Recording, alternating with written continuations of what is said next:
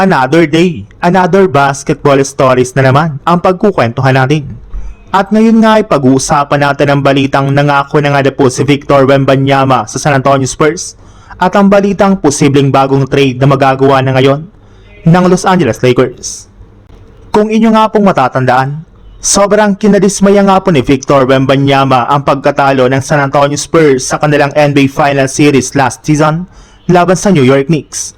Abot kamay na nga na po sana nila dito ang kampyonato, ngunit dahil nga po sa kanilang mga nagawang pagkakamali ay natalo pa ang kanilang team. Kaya sa pagpasok nga po ng Spurs sa bagong season ng NBA ay sisiguraduhin nga po niya na hindi na ito maulit pang muli. Alam nga po niya na halos 100 games na naman nga po ang kanilang paglalaroan para lamang makaabot muli sa NBA Finals, ngunit hindi nga na po siya mapapagod o susuko dito. Pinangako na nga po nito sa harap mismo ng media na wala nga na po siyang ibang gagawin ngayong off-season kundi magpa-improve ng kanyang galaw sa loob ng court.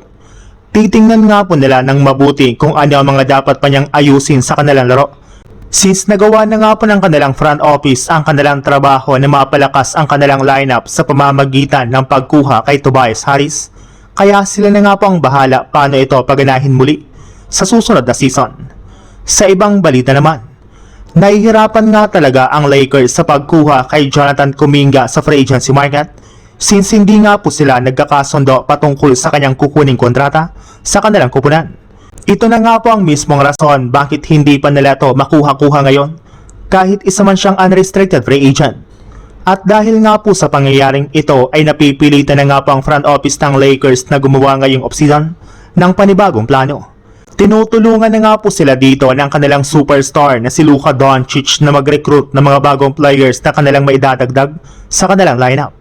At isa nga po sa mga sinusubukan nilang kunin ay si Daniel Gafford na personal na nga pong tinawagan ni Luka Doncic para lamang lumipat ito sa kanilang kupunan.